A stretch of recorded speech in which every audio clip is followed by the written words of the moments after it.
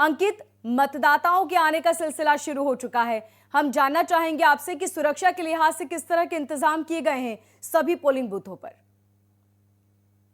हो चुका है और ऐसे में 5 करोड़ 31 लाख से ज्यादा वोटर तय कर देंगे 2615 उम्मीदवारों की किस्मत।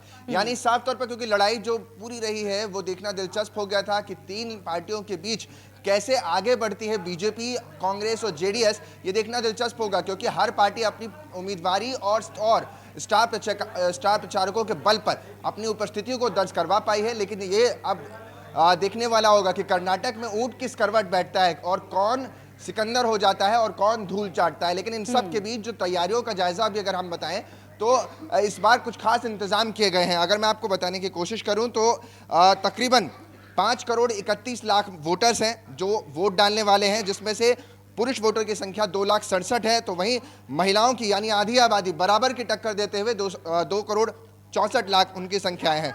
और इन सब के बीच जब आप इन संख्याओं को गणित करने की कोशिश करेंगे तो आप पिछले 38 साल के इतिहास को भी खंगालेंगे, जिसमें ये देखेंगे कि कोई सरकार रिपीट नहीं हुई है और क्या वो रिपीटेशन को तोड़ पाएंगे। इस बार बीजेपी अपनी सत्ता को दोबारा काबिज कर पाएगी, दोबारा वापसी कर पाएगी। ये देखना दिलचस्प होगा मोनिका, क्योंकि जिस तरीके से चुनाव में मुद्दों की बौछार रही और आखिर तक आते आते हनुमान जी पर आकर के सबसे ज़्यादा रार रही। और उन सब के बीच अब कर्नाटक पर निगाह टिकी हुई है कि जब वोट कास्ट करने निकलेंगे, क्योंकि वीआईपी सीटें जो हैं और खुद मुख्यमंत्री बसवराज मुंबई जब वोट कास्ट करने पहुंचेंगे, सिद्धरामैया पहुंचेंगे, तब तस्वीरें और खुलकर निकलने लगेंगी। क्योंकि सुबह की शुरुआत है तो 7 बजे का जो समय है वो अपने आप में वोटर्स के आने के लिए निर्धारित होता है और ऐसे में जलसे की तरह हिंदुस्तान में एक तरीके से ये पूरा चुनाव मनाया जाता है। तो ऐसे में 7 बजे का समय शुरू हो चुका है और अब 10 से 11 के बीच में तमाम आपको बड़े चेहरे भी नजर आने लगेंगे टेलीविजन स्क्रीन पर, जो अपने मतों का अधिकार का उपयोग कर